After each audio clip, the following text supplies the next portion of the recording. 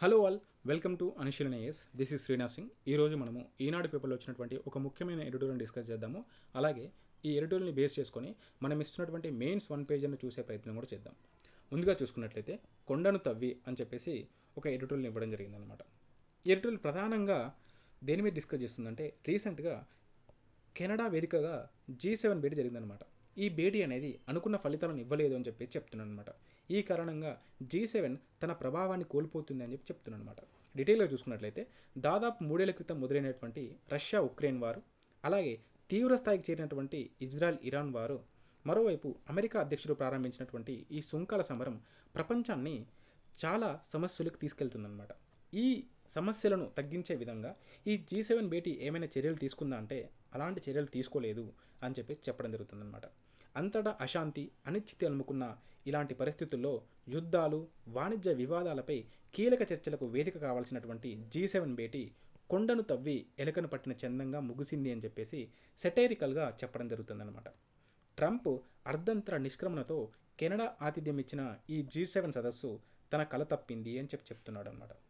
కూటమి సభ్యదేశాలు గతంలో మాస్కో దుర్మార్గాలను ఖండించి దాన్ని ఆంక్షల చట్టంలో బంధించాయి.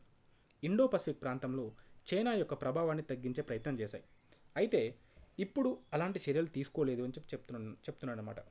రష్యాపై సుంకలు విధించాలని చెప్పేసి G7 సభ్యదేశాలు చెప్తే ట్రంప్ దాన్ని తోసిపుచ్చడంతో G7లో అభిప్రాయ భేదాలు కొట్టొచ్చినట్టు కనిపిస్తున్నాయని చెప్పేసి ఇక్కడ చెప్పడం జరుగుతుందన్నమాట. అలాగే పశ్చిమాసియాలో ఈ ఘర్షణలు చల్లార్చే విధంగా ఏమైనా చర్యలు తీసుకుందా అంటే అటువైపుగా ఎలాంటి చొరవ తీసుకోలేదని చెప్పడం జరుగుతుంది. ఇక్కడ చూడండి, పశ్చిమాసియాలో ఘర్షణలు చల్లారాలని G7 పేరుకు పిలుపునిచ్చినప్పటికీ ఈ ప్రపంచాన్ని అంటే ఇలాంటి ప్రస్తుత సంక్షోభం నుంచి ప్రపంచాన్ని బయటపడేయడానికి ఎలాంటి చొరవ తీసుకోలేదు అని చెప్పడం జరుగుతుంది. పైగా సంయుక్త ప్రకటన లేకుండానే సదస్సు ముగిసిపోవడం G7 యొక్క ఔచిత్యాన్ని ప్రశ్నార్థకం చేసింది అని చెప్పేసి చెప్పడం జరుగుతుందన్నమాట. అంటే ప్రస్తుతం జరిగినటువంటి ఈ G7 భేటీ ఎలాంటి సానుకూల ప్రభావాలను ఇవ్వకుండానే ముగియడం జరిగింది. మొత్తానికి చెప్పాలంటే సంయుక్త ప్రకటన లేకుండానే ముగిసిందంట. ఇది G7 యొక్క ప్రభావాన్ని, తన యొక్క ఔచిత్యాన్ని ప్రశ్నార్థకం చేస్తుంది అని చెప్పేసి చెప్పడం జరుగుతుంది. అయితే ఈ G7 అనేది ఎందుకు ఏర్పడిందో ఇక్కడ చెప్పడం జరిగింది. చూడండి, ఆర్థిక స్థిరత్వం, అంతర్జాతీయ భద్రతల కోసం పరస్పరం సహకరించుకోవాలన్న సంకల్పంతో 1975లో America, UK, France, Italy, Germany, Japan దేశాధినేతలు మొదటిసారి సమావేశమయ్యారు. మరుసటి సంవత్సరం కెనడాను కలుపుకొని ఈ కూటమి G7 అయిందంట. ఆ తరువాత రష్యా సైతం వీటితో జత కలిసింది. కానీ క్రిమియా అంటే ఉక్రెయిన్లోని క్రిమియా ప్రాంతాన్ని దురాక్రమణ చేయడం ద్వారా దీన్ని 2014లో వెలేశారంట. దాంతో G8 కాస్త మళ్ళీ తిరిగి G7గా మారడం జరిగింది. అది అతిపెద్ద తప్పని చెప్పేసి రీసెంట్గా పెదవి విరిచినటువంటి ట్రంప్ గతంలో ఆ చర్యలు తీసుకోవడం సరైంది కాదని చెప్తున్నాడు. మరోవైపు ఈ కూటమిలో చైనాను చేర్చుకున్న తనకు ఎలాంటి అభ్యంతరం లేదని అందరినీ విస్మయానికి గురి చేశారన్నమాట. ట్రంప్ యొక్క వ్యాఖ్యలు, ఎవరికి అంతుపట్టిన ఆయన ఆలోచనలు G7లోని మిగతా దేశాలతో అమెరికాకు పెరుగుతున్నటువంటి దూరానికి అద్దం పడుతున్నాయి అని చెప్పొచ్చు.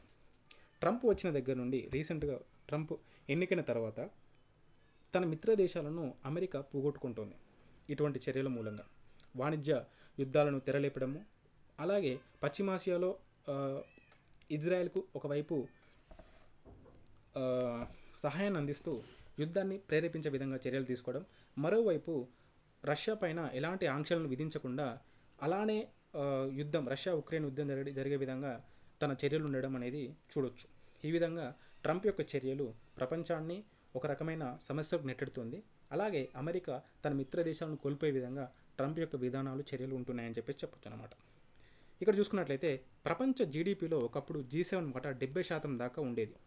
చైనా, ఇండియా తదితరాలు ఆర్థికంగా పురోగమిస్తున్న కొద్దీ అది లాస్ట్ ఇయర్తో 30% కంటే తక్కువకే పరిమితమైందన్నమాట. అంటే మొదట్లో 70% వాటా దాకా జీడిపి, ఈ 7 దేశాల జీడిపి ఉండేది. ఇప్పుడు 30% కంటే తగ్గడం జరిగిందని చెప్తున్నాను అనమాట. తర్వాత అర్ధ శతాబ్దం ప్రస్థానం ఉన్నటువంటి ఈ G7 కూటమి క్రమంగా తన ప్రభావాన్ని కోల్పోతుందన్నది వాస్తవం అని చెప్తున్నాడు.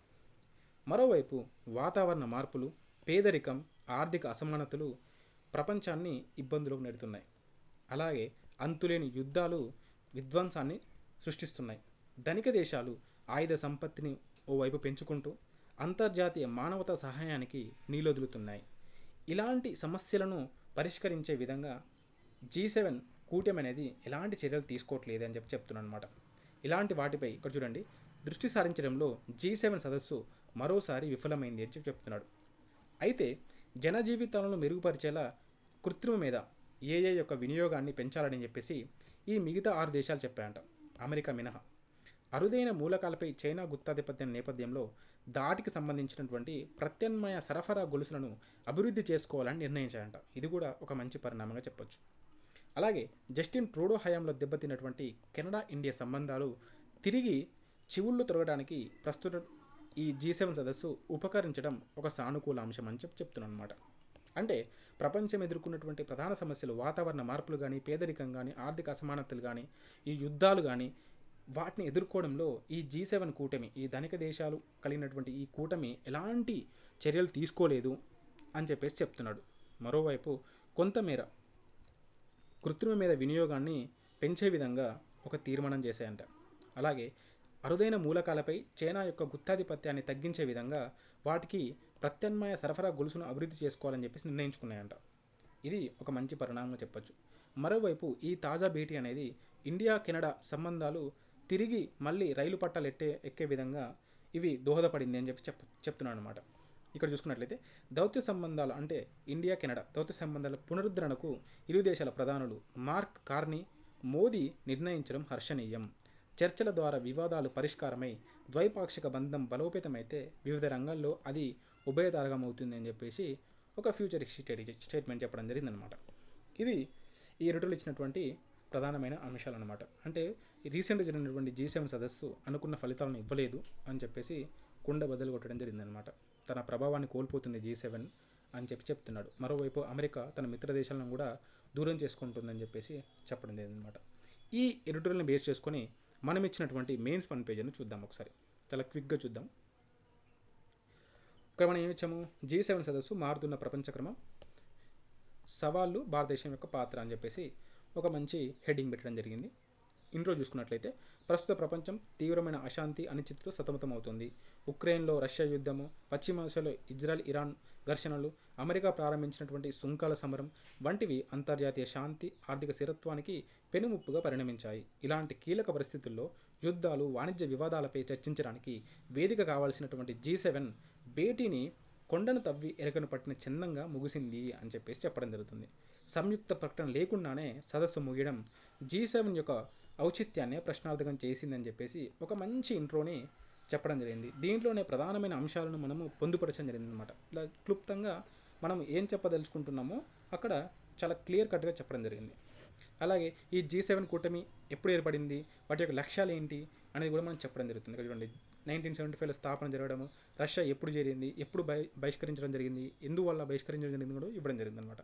అలాగే ఈ కూటమి యొక్క లక్ష్యాలు చూసుకున్నట్లయితే ప్రపంచ ఆర్థిక వాణిజ్య విధానాలపై సమన్వయం సాధించడం, అంతర్జాతీయ భద్రతా సవాళ్లను పరిష్కరించడం, ప్రజాస్వామ్య విలువలు, మానవ హక్కులను ప్రోత్సహించడం వంటివి వాటి యొక్క ప్రధాన లక్ష్యాలు అనమాట. కానీ ఈ లక్ష్యాలను ఇప్పుడు చేరుకునే విధంగా G7 కూటమి అనేది అటువైపుగా చర్యలు తీసుకోకపోవడం ఇప్పుడు ఈ G7 కూటమి యొక్క ప్రభావాన్ని కోల్పోవడంలో ప్రధాన పాత్ర పోషిస్తున్నాయి అన్నమాట. అలాగే ఈ G7 కూటమి ఎదుర్కొంటున్నటువంటి ప్రధానమైన సవాళ్ళను కూడా మనకు ఆర్డర్గా ఇవ్వడం జరిగింది. పైన ఎడిటోరియల్లో చాలా క్లమ్జీగా అవజాడుగా ఇవ్వడం జరిగింది. కానీ మనం వాటిని ఒకే దగ్గర చాలా అంటే అర్థమయ్యే విధంగా, ఈజీగా మనకు రిమెంబర్ అయ్యే విధంగా మంచి సబ్ హెడ్డింగ్స్ని పెడుతూ చాలా సింపుల్గా క్లుప్తంగా ఇవ్వడం జరిగింది అనమాట. ఆర్థిక సవాళ్ళు, అలాగే భద్రతా సవాళ్ళు అని చెప్పేసి విడివిడిగా ఇస్తూ మనము చాలా ఈజీగా అర్థమయ్యే విధంగా ఇస్తున్నాం. ఇక్కడ చూడండి, ఆర్థిక సవాళ్ళు చూసుకున్నట్లయితే జీడిపి వాటా ఒకప్పుడు 70% ఉండేది, ఇప్పుడు 30% కంటే తక్కువ పరిమితం అవుతుంది. దీన్ని బట్టి చూడొచ్చు మనం G7 యొక్క ప్రభావం కోల్పోతుందానికి స్పష్టమైన సంకేతం అని చెప్పేసి ఇవ్వడం జరుగుతుంది. అలాగే వాణిజ్య వివాదాలను తగ్గించే విధంగా G7 కూటమి ఎలాంటి చర్యలు చేపడతలేదని చెప్పేసి అది కూడా ఒక సవాల్ అని చెప్పి చెప్తున్నాం. మరోవైపు ఇంధన ధరలు, అలాగే ద్రవ్యోల్బణం కూడా తగ్గించడంలో ఎలాంటి పటిష్టమైన చర్యలు తీసుకోవడంలో G7 వెనుకబడుతుంది. అది కూడా ఒక G7కి ఒక సవాల్గా ఉంటుందని చెప్పేసి మనం చెప్తున్నాం అనమాట. అలాగే భద్రతా సవాలు చూసుకున్నట్లయితే రష్యా ఉక్రెయిన్ యుద్ధాన్ని తగ్గించే విధంగా చర్యలు లేకపోవడము, అలాగే పశ్చిమాసియా ఘర్షణలు కూడా తగ్గించే విధంగా G7 యొక్క కూటమి యొక్క చర్యలు ఉండకపోవడము, అలాగే చైనా యొక్క ఈ దుందుడుకుతనాన్ని తగ్గించేలా G7 ఎలాంటి చర్యలు తీసుకోకపోవడం అనేది కూడా మనము ఇక్కడ చెప్పొచ్చు అనమాట. G7 ఎదుర్కొన్నటువంటి సవాళ్ళలో చెప్పొచ్చు. అలాగే వాతావరణ సవాళ్ళను కూడా పట్టించుకోకపోవడము, మరోవైపు అంతర్గత విభేదాలు కూడా G7 ఎదుర్కొంటుంది. అది అమెరికా వైఖరి. అలాగే ప్రస్తుతం జరిగినటువంటి మన సదస్సులో ఎలాంటి సంయుక్త ప్రకటన లేకుండానే ముగియడం అనేది మనం చూడొచ్చు అనమాట. ఇక్కడ చూసుకున్నట్లయితే అంతర్జాతీయ వ్యవహారాలపై G7 ప్రభావం క్షీణత, అలాగే భారతదేశం యొక్క పాత్ర అని చెప్పేసి ఇక్కడ మనము మిగతా అంశాలను పేర్కొనడం జరిగిందనమాట. G7 ప్రభావం క్షీణిస్తున్న ఈ తరుణంలో భారతదేశం వంటి అభివృద్ధి చెందుతున్న ఆర్థిక శక్తుల పాత్ర అత్యంత కీలకం అని చెప్పేసి మనం భారతదేశం యొక్క పాత్రను వివరించడం జరుగుతుంది. ప్రధానంగా చూసుకున్నట్లయితే పెరుగుతున్న ఆర్థిక శక్తి, భారతదేశం ప్రపంచంలో వేగంగా అభివృద్ధి చెందుతున్న ఆర్థిక శక్తుల్లో ఒకటన్నమాట. ప్రపంచ ఆర్థిక స్థిరత్వానికి మన భారతదేశం గణనీయంగా దోహదపడగలదు అని చెప్పి చెప్తున్నాం. అలాగే దౌత్య సంబంధాలు చూసుకున్నట్లయితే కెనడా ఇండియా సంబంధాలను తిరిగి మనం పుంజుకునే విధంగా చేయడం, అలాగే గ్లోబల్ సౌత్ నాయకత్వానికి మనము లీడర్షిప్గా ఉండడము, సంధానకర్తగా మనము పాత్ర వహించడం అనేది భారతదేశము ఒక రకంగా లీడర్షిప్ వైపు వెళ్తుంది అని చెప్పేసి చెప్తున్నాను అనమాట. అలాగే ఈ ప్రస్తుతం ఉన్నటువంటి ఈ సమస్యలను దృష్టిలో పెట్టుకొని ఎలాంటి చర్యలు తీసుకోవాలి, ప్రపంచ శాంతి, స్థిరత్వం, ఆర్థిక సహకారాన్ని పెంపొందించడానికి అనుసరించాల్సిన బహుపాక్షిక విధానాలు ఏంటి అని చెప్పేసి అవి కూడా మనము చర్యలను కూడా ఇవ్వడం జరిగింది. అందులో భాగంగా చూసుకున్నట్లయితే బహుపాక్షిక వేదికల బలోపేతం చేయాలి. అంటే G7 వంటి పరిమిత కూటములకు బదులుగా G20, UN అంటే ఐక్యరాజ్య సమితి వంటి విస్తృత ప్రాతినిధ్యం ఉన్నటువంటి బహుపాక్షిక వేదికలను బలోపేతం చేయాలి. ఈ వేదికలు ప్రపంచ సవాళ్లపై సమిష్టిగా చర్చించి పరిష్కారాన్ని కనుగొనగలవు అని చెప్పేసి ఒక మంచి స్టేట్మెంట్ ఇచ్చాం. అలాగే దౌత్య చర్చలకు ప్రాధాన్యత ఇవ్వాలి. యుద్ధాలు, వాణిజ్య వివాదాలపై సైనిక చర్యలకు బదులుగా దౌత్యపరమైన చర్యలకు, అలాగే చర్చలకు, సంభాషణకు ప్రాధాన్యం ఇవ్వాలి అని చెప్పి చెప్తున్నాం. అలాగే ప్రపంచ సహకారానికి నిధులు ఇవ్వడం. ఈ G7 దేశాలు, ఈ ధనిక దేశాలు కేవలం వాళ్ళ యొక్క స్వంత ఎజెండా కోసమే కాకుండా ప్రపంచం ఎదుర్కొన్నటువంటి ప్రధానమైన సమస్యలు ఏంటిది, పేదరికము, ఆర్థిక అసమానతలు, అలాగే వాతావరణ మార్పులను తగ్గించుకోవడానికి నిధులను కేటాయించాలని చెప్పేసి ఒక మంచి స్టేట్మెంట్ను కూడా మనం ఇవ్వడం జరిగింది. అలాగే సప్లై చైన్ వైవిధ్యం, అంటే అరుదైన మూలకాలపై చైనా యొక్క గుత్తాధిపత్యాన్ని తగ్గించే విధంగా ప్రత్యామ్నాయ సరఫరా గొలుసును అభివృద్ధి చేసుకోవాలి. తద్వారా ప్రపంచ వాణిజ్యం స్థిరంగా ఉంటుంది అని చెప్పేసి ఒక మంచి స్టేట్మెంట్ ఇచ్చాం. అలాగే కృత్రిమ మీద వినియోగంలో సహకారాన్ని పెంపొందించుకోవాలి ప్రపంచ దేశాలు అని చెప్పేసి ఇది కూడా ఒక మంచి పాయింట్ యాడ్ చేయడం జరిగిందనమాట. ముగింపు చూసుకున్నట్లయితే G7 కూటమి తన గత ప్రభావాన్ని కోల్పోతున్నప్పటికీ ప్రపంచంలో సంపన్న దేశాల వేదికగా తన ప్రాముఖ్యత ఇప్పటికీ అలానే ఉంది అని చెప్పి చెప్తున్నాం. అయితే ప్రస్తుత సంక్లిష్ట ప్రపంచ పరిస్థితుల్లో అంతర్గత విభేదాలు, ప్రపంచ సవాళ్లపై సమిష్టి వైఖరి లేకపోవడం G7 సమర్థతను ప్రశ్నార్థకం చేస్తున్నాయి. భవిష్యత్తులో మరింత సమన్వయం, విస్తృత భాగస్వామ్యం ద్వారా మాత్రమే ప్రపంచ శాంతి, స్థిరత్వాలను సాధించగలమని ఈ సదస్సు స్పష్టం చేసింది. భారతదేశం వంటి అభివృద్ధి చెందుతున్న ఆర్థిక శక్తులు ఈ మారుతున్న భౌగోళిక రాజకీయ పరిస్థితుల్లో తమ పాత్రను మరింత వ్యూహాత్మకంగా నిర్వర్తించాల్సిన అవసరం ఉందని చెప్పేసి ఒక మంచి ఫ్యూచరిస్టిక్గా ఉండే విధంగా ముగింపును మనం ఇవ్వడం జరిగిందనమాట. ఈ విధంగా ప్రతిరోజు మనము ఈనాడులో వచ్చే 3 ప్రధానమైనటువంటి ఎడిటోరియల్ను ఇలానే సింప్లిఫైడ్ రీసెర్చ్ చేసినటువంటి ఎడిటోరియల్ మెయిన్స్ 1 పేజర్ను మనము కేవలం నెలకు 300 రూపాయలతో అందించడం జరుగుతుంది. మీరు కూడా మన టెలిగ్రామ్ ఛానల్లో జాయిన్ అవ్వండి. మన టెలిగ్రామ్ ఛానల్ అనుశీలన ఐఏఎస్, మీరు ఇక్కడ చూడండి, ఇక్కడ ఇచ్చాము. అలాగే యూట్యూబ్లో డిస్క్రిప్షన్లో కూడా మనము టెలిగ్రామ్ లింక్ని ఇస్తాము. దాని ద్వారా కూడా మీరు జాయిన్ అవ్వచ్చు.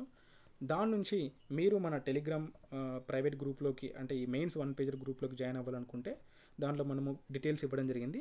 వాటి ద్వారా మీరు ఈ ప్రైవేట్ గ్రూప్లోకి జాయిన్ అవ్వచ్చు. కేవలం నెలకు 300 రోజులు మాత్రమే, 300 రూపాయలు మాత్రమే 30 రోజులు మనము అందించడం జరుగుతుంది. అలాగే ఇది అంత చదివిన తర్వాత దీని మీద ఒక నమూనా ప్రశ్నను ఇవ్వడం జరుగుతుంది అన్నమాట. అది కూడా చూద్దాము. భారతదేశం G7 సభ్యదేశం కానప్పటికీ దాని సదస్సులకు తరచుగా ఆహ్వానించబడుతుంది. దీనికి గల కారణాలేమిటి? ప్రపంచ వేదికపై భారతదేశం యొక్క పెరుగుతున్న భౌగోళిక, రాజకీయ, ఆర్థిక ప్రభావాన్ని ఇది ఎలా ప్రతిబింబిస్తుంది అని చెప్పేసి ఒక మంచి నమూనా ప్రశ్న ఇవ్వడం జరిగిందనమాట. అంటే మీరు చదువుతున్నటువంటి టాపిక్ మీద ఒక మంచి నమూనా ప్రశ్న ఇవ్వడం ద్వారా మీకు ప్రాక్టీస్ కూడా ఇక్కడే జరుగుతుందన్నమాట. మీకు చాలా సమయం ఆదా అవుతుంది. మీరు నోట్స్ రాసుకోవడం కూడా మనము అందించే నోట్స్తో మీకు చాలా ఎఫెక్టివ్గా ఉంటుందన్నమాట. మీరు కేవలం ఎడిటోర్లో ఉన్నటువంటి అంశాలనే రాసుకుంటారు, కానీ మనది ఎలా ఉంటుందంటే రీసెర్చ్గా చేసి, అంటే ఆ ఇచ్చినటువంటి మ్యాటర్ను తీసుకొని దాంతోపాటుగా రీసెర్చ్ చేసినటువంటి అంశాలను మొత్తం మేళవించి ఒకే పేజీలో 1 పేజ్లోనే మనము ఈ కంటెంట్ అంతా ఇవ్వడం జరుగుతుంది. మీకు చాలా సమయం ఆదా అవుతుంది అన్నమాట. నోట్స్ చేసుకోవడం కూడా చాలా ఈజీగా ఉంటుంది మీకు. కాబట్టి మన ఈ ప్రోగ్రాంలో జాయిన్ అవ్వాలనుకుంటే మీరు ముందుగా మన టెలిగ్రామ్ ఛానల్లో జాయిన్ అవ్వండి. అనుశీలన ఏస్ ఇక్కడ కింద ఇచ్చాము చూడండి. అలాగే యూట్యూబ్ డిస్క్రిప్షన్లో కూడా మనము టెలిగ్రామ్ లింక్ను ఇవ్వడం జరుగుతుంది. దాని ద్వారా మీరు మన ప్రైవేట్ గ్రూప్లోకి జాయిన్ అవ్వచ్చు. నెలకు ₹300 మాత్రమే. రేపు మరొక వీడియోతో మళ్ళీ కలుద్దాం. జై హింద్.